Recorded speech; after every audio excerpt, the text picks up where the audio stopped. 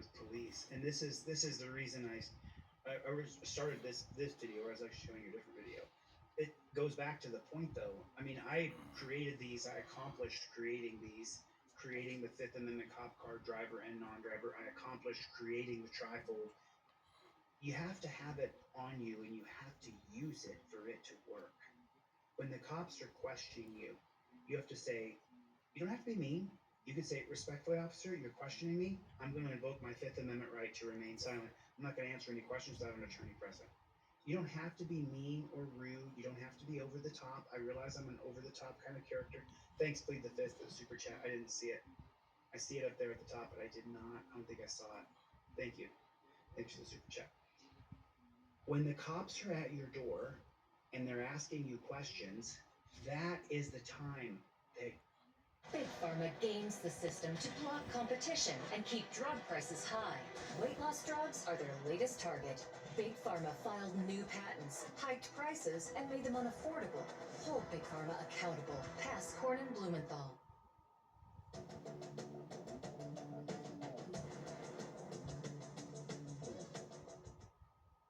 One of the disturbing, very disturbing, and blatant abuses of government in Project 2025 is the idea that they want to track women's pregnancies, they want to track where they're going, they want to track everything.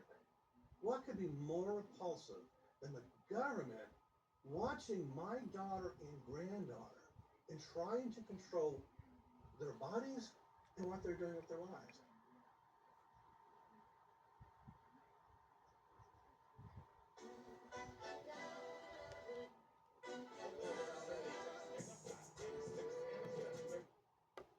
That you pull out your Fifth Amendment cop card, cop cited, start filming and state, I invoke my Fifth Amendment right to remain silent. I invoke my First Amendment right to be press. These cop cards don't do me any good sitting here. They don't do me any good. You guys have got to use them when the cops are questioning you. When the cop pulls you over and says, where are you heading? I invoke my Fifth Amendment right to remain silent. Don't ask me where I'm coming from, where I'm going, where I've been. If I've been drinking, if I have a gun, I'll take no tests, no searches or seizures. That's what I'm talking about, is so that you are staying ahead of the cop. And then when he puts you in an uncomfortable position, you can say, what's your name and badge number? And then you say, I want to speak to a supervisor. You have a couple outs for when the cop keeps pressuring you. But the first one is, I invoke my Fifth Amendment right to remain silent.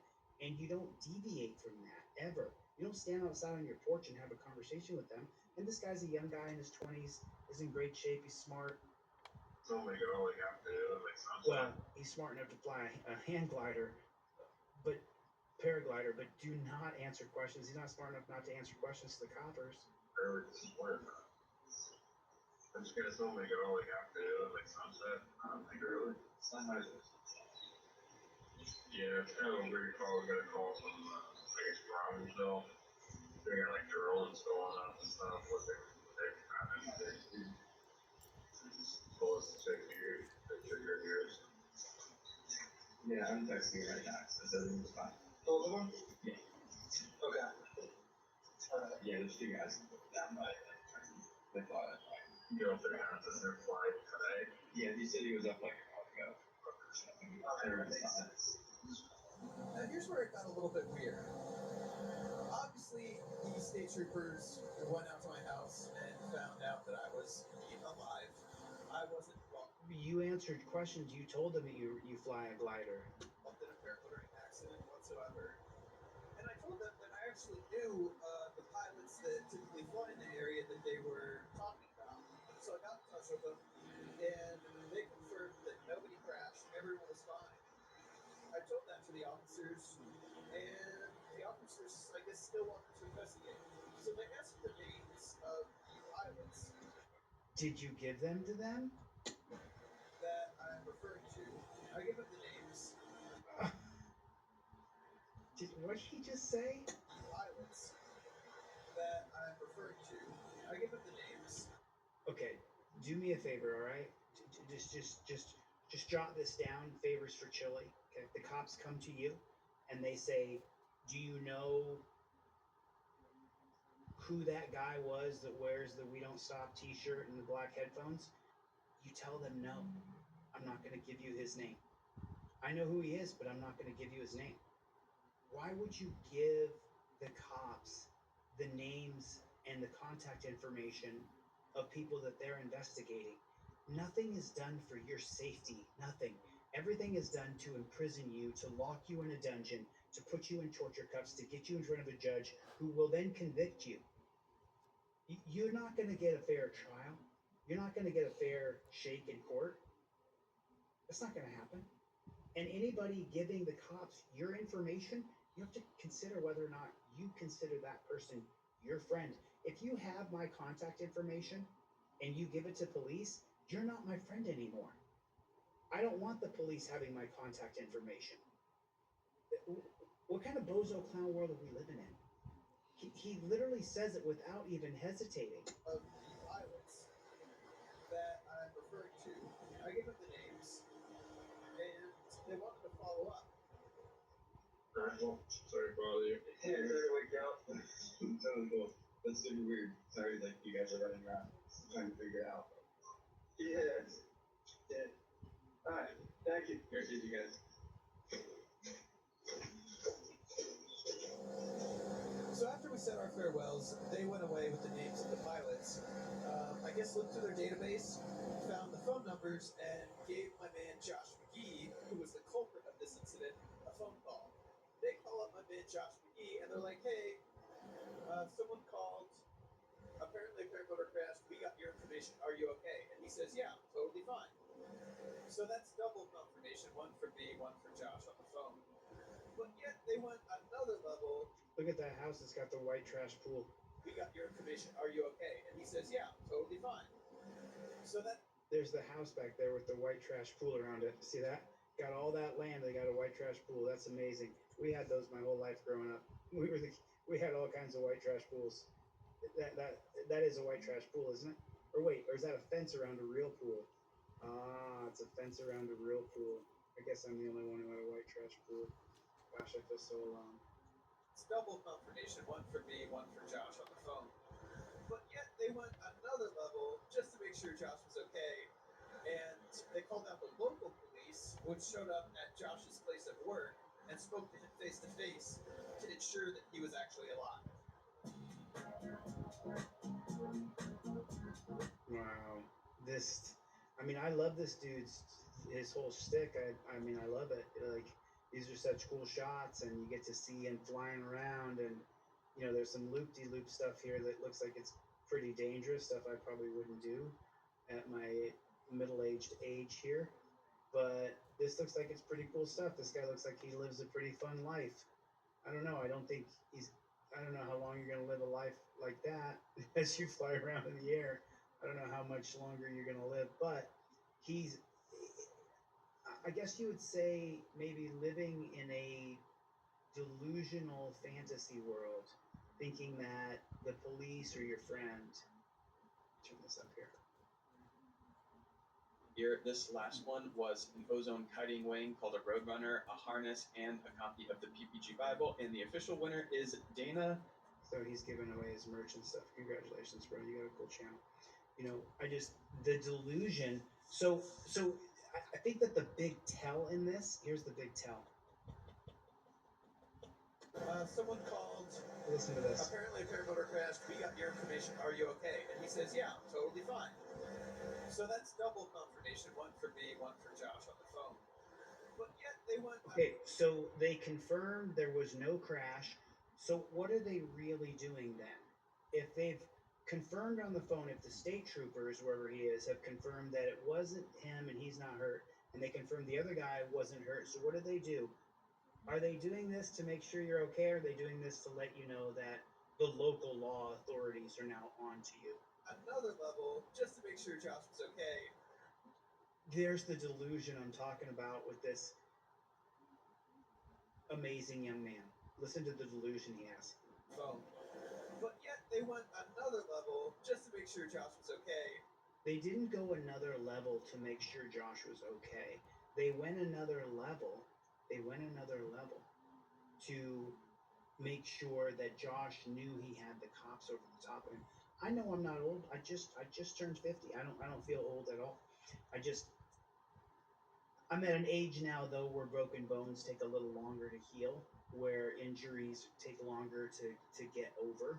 You know, and I also will make less risky moves. So, but listen to this again. on the phone. But yet they went another level just to make sure Josh was okay. They didn't go another level just to make sure Josh was okay.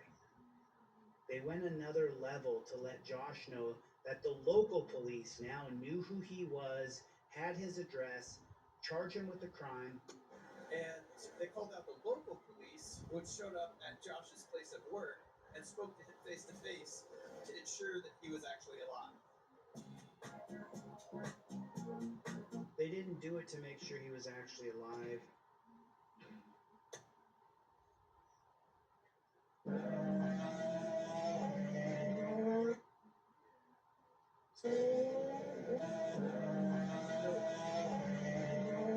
Notice this one, this guy is getting passed. He's on a motorcycle and he's got cars passing him. You can see the camera on the top of his helmet right there. It looks like it's a beanie or something on top of his head. Red light, so he's through the red light. He ran the red light. Those two both ran the red light.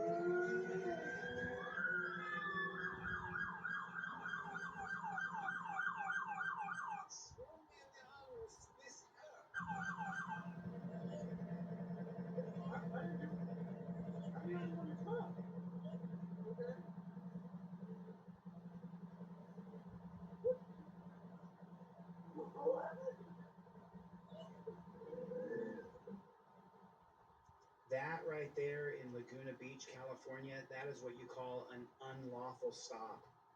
An unlawful stop. That's an unlawful stop. The cops can't stop you because other people break traffic laws. That's an unlawful stop. At that point, I would not present my ID and I would go to jail so that I have damages to sue the cops. Because if you give them your ID and then they just have this back and forth with you and then you sue them and it's a wrongful stop, it'll be a declaratory judgment. Whereas if you say, F you, I'm not giving you my ID, this is an illegal stop, they're going to take you to jail, they're going to impound your bike, but now you have damages. I'd be willing to go to jail over this one because there's no way in hell I'd give that cop my ID after I'm sitting at a stoplight. Everybody runs the light and he pulls me over because other people ran a stoplight. That's complete and utter dog shit. 62, huh, Lou? Nice job, man. It is strange. I think we did a $6 membership, Mana, on teamdlz.com. There's a $6 membership. $6, $6 membership. So, and is anybody in here younger than I am, or are we all Gen X and Boomer? Go ahead, if you guys feel comfortable, put your age real quick in the chat. Let's see, Melena, how you doing, hon? Nice to see you. What's going on, Hector? How are you? 4 bikes ran the light. 64 soon, unisex. Happy birthday. Happy birthday. Happy birthday. 39. Mana's the youngest one so far. Leah's 61. Roger is 56. Bo is born in 71, so I'm 50. That's going to make you 53. Show Me Audits is 51. Jennifer Hill is 40. Small Miracle Garagers, AARP, the tribe. Oklahoma Cop Watch is 31 years old. Just a young man, Oklahoma Cop Watch. Gen X, I'm a Gen Xer as well, but remember, Gen X starts, I believe, in 65? Is it 65? Is it 1965 till 1980 is Gen X? I cannot remember. 28 is Peter. Steven, 78, crushing it, bro. Mr. Mawkins is 61. Thanks for your support, Mongoose. No, listen, I'll be honest with you. YouTube has just demonetized all of my videos. Not every video. Most of my videos are demonetized. And it's starting to affect me for sure. Michael, 60. Right on, Michael. 60 on Groundhog Day. 25 years old, Matt the Visionary. Jeanette is 40. Ardell's 56. Small Miracle Garage is 43.